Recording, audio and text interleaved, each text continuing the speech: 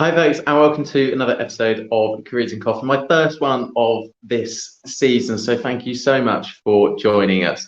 Now, today we're going to be doing a whole series of talks with EAGER, talking about energy and skills and pathways into that sector and industry. And today I'm absolutely thrilled to be welcoming Marie Hoskins-Davies to talk a little bit more about her role, both at Furthermore Marketing, but also with all the fantastic work she's been doing with EAGER and skills in particular. So let's bring on Marie.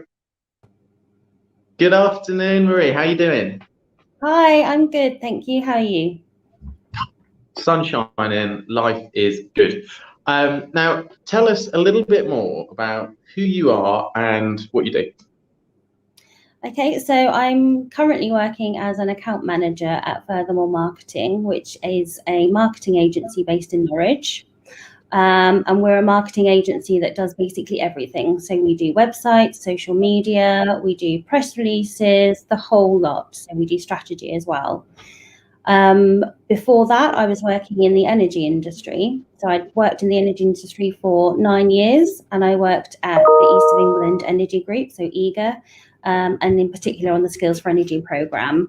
And that's where my kind of passion for energy is really developed. So it's about talking to young people and other people to encourage them to consider careers within the energy industry, and also to kind of educate them on the different careers that are possible within the industry. So you wouldn't automatically think that marketing is a career that you could have within the energy industry, but most of the clients that I look after are in that industry. So I still have a massive tie to the industry. Fantastic. That's a brilliant summary. Thank you. Do you feel, because you talked there a little bit around some of those roles that people just don't expect, i.e., to have a career in probably insurance or accountancy or health and safety. So many. Do you think people probably go into the energy industry assuming you've got to be like a nuclear physicist? I think they do. I think they mostly probably think it's about engineering and that technical side of stuff. Yeah. But, there's also the finance aspect. So it's like any business. You need all these different elements to be able to make this business work. So it's finance, marketing, HR, communications, all of that stuff. Basically, if you can think of a job, you could probably find it in the energy industry. That's fantastic. And obviously, we're based in the east of England, and there's lots going on in terms of clean energy in particular with us, particularly in Norfolk and Suffolk as well. But can you tell us a little bit more about some of the other, I suppose, organisations working in the east of England on energy, and then a little bit more broadly around clean energy and nuclear, wind energy, lots of stuff going on there as well. Yeah, so like you say, we're kind of a hub for energy within the east of England. We produce lots of wind energy from offshore wind farms, lots of solar farms. We've got Sizewell C, Sizewell B, which is currently active, and then Sizewell C, which hopefully is being built in the near future. And they are run by companies such as Vattenfall, who are the owner of the wind farm, some of the wind farms. You've got people like Ørsted that are also a wind farm developer. You've got Scottish Power Renewables that you've probably heard of, the East Anglia 1 wind farm. They're the owner of that. And they've got a base in Great Yarmouth and Lowestoft.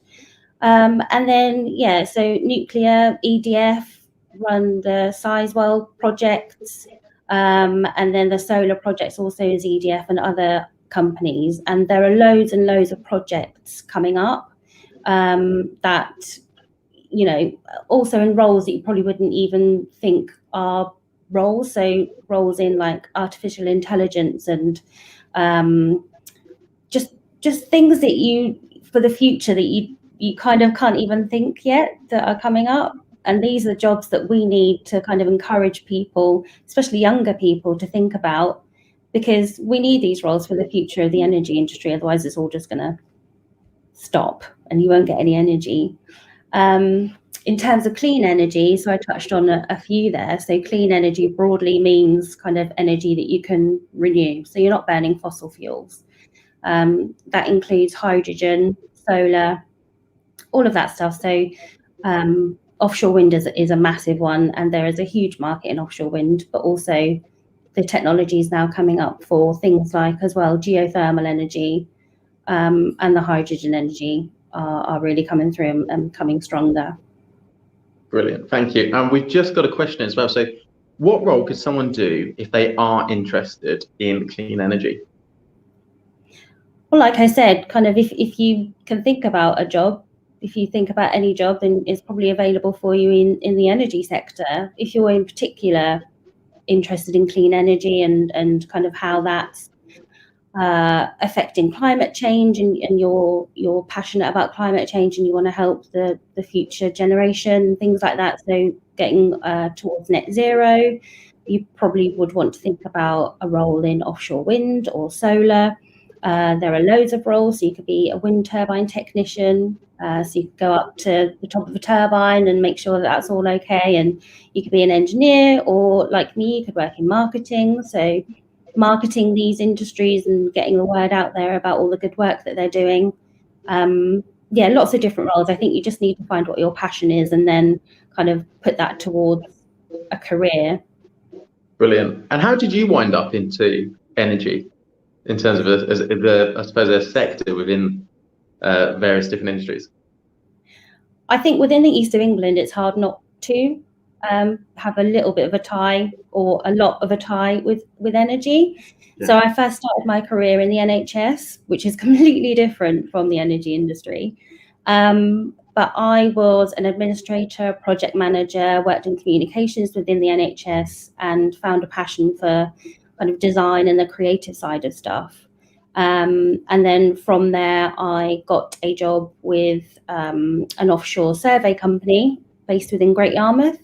So I worked in communications and HR for them, and just kind of fell into the industry. You know, just learning about all the different aspects is incredible, and it's really exciting, and it's an exciting industry to be a part of. Oh, that sounds fantastic.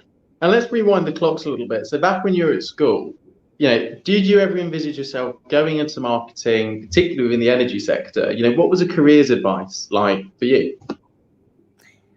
I always say to any young people that I meet now, make the most of the careers advice and all the opportunities that you have, because I never had any of that when I was at school. Like, I think I had one meeting with a careers advisor, and that was it. And basically, I think because I wasn't very scholarly, I didn't really like school a lot, and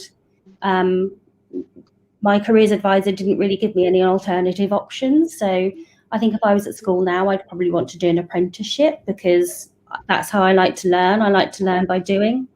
Yeah, I think the options that my career advisor gave me were either be a hairdresser or something else. It was like kind of manual kind of tasks and things that I didn't really want to do. But I always had a passion for creativity and design and art and things. So being in marketing and being able to use those creative skills is great.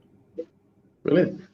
And you talked there a little bit around sort of pathways as well, and maybe like apprenticeships going into the industry. If I am a young person, I'm quite interested in this, and I'm thinking, right, I want a career in energy. What are some of the pathway options for me? So you can either go down the traditional route, which would be doing a degree. So if you want to be an engineer, then a degree probably would be the right pathway for you. Not to say that's the only pathway. There are degrees in lots of things based around energy. I know that the UEA in Norwich do an energy-based degree. There's also the apprenticeship route.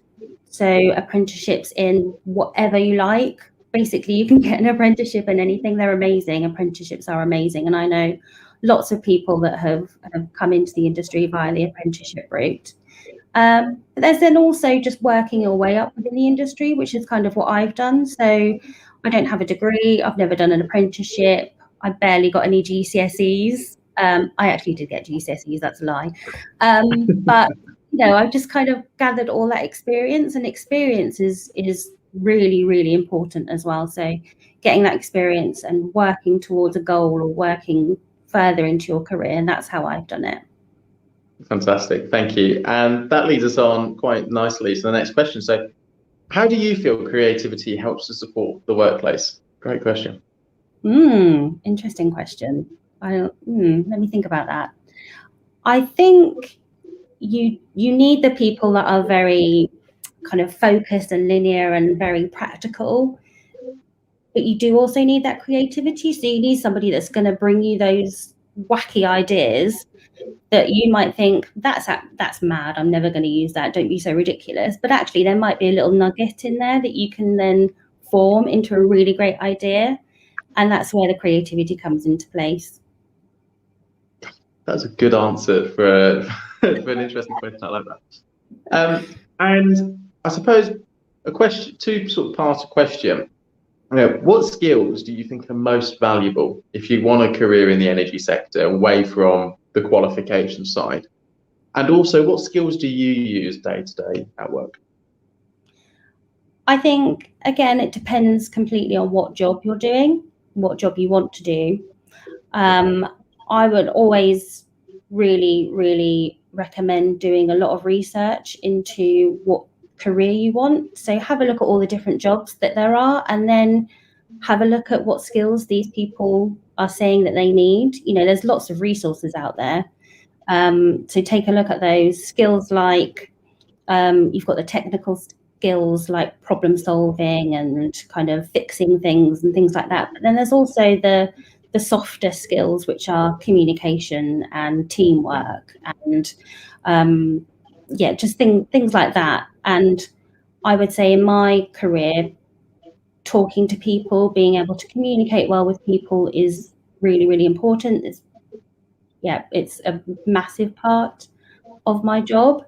To be able to build relationships with people is really important, especially in a marketing agency. You've got lots and lots of different clients, and you're kind of working on one thing and then you're flitting from that to another client, and you have to kind of switch your brain from one to the other. And then, so it's really important to build those relationships. And as well, practical things like being able to manage your time well, being able to prioritize tasks, things like that are really important as well. You have to be really organized. That's some good advice. I'm definitely taking something from that.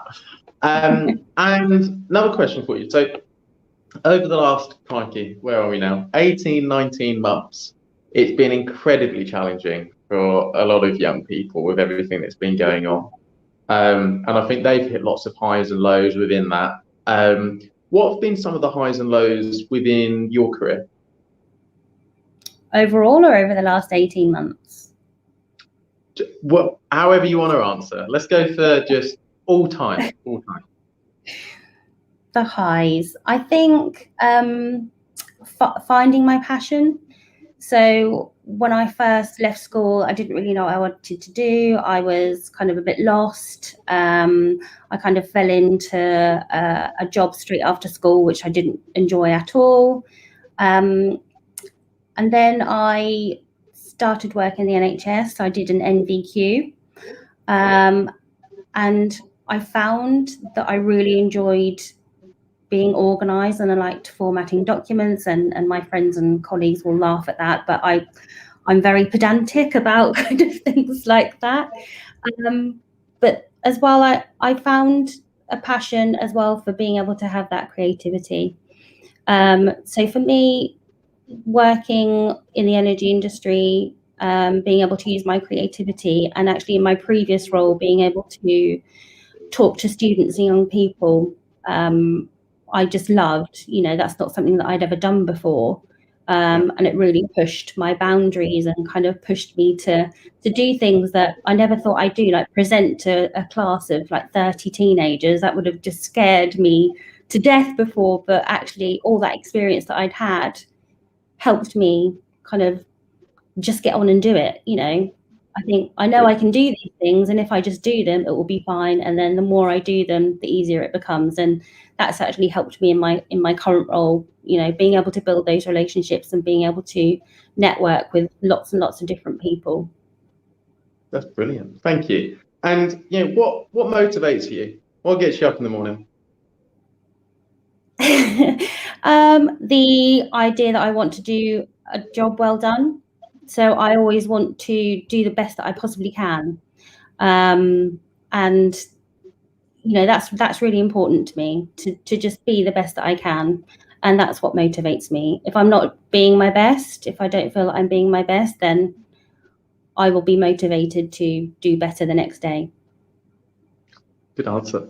And another question for you. So how varied is the marketing role? And are there different types of marketing?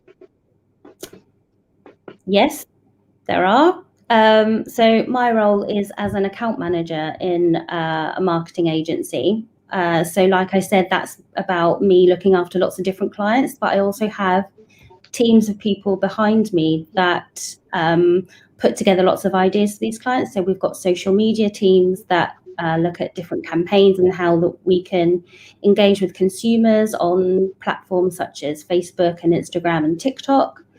We've got digital people that are looking at websites and pay-per-click campaigns. So that's about campaigns that if you see an advert for something and you click on it, that's a pay-per-click campaign. So we'll kind of put together lots of interesting ideas on how we can maximize the client's outreach to different customers. We've also got the strategy side of stuff. So we'll write marketing plans for customers.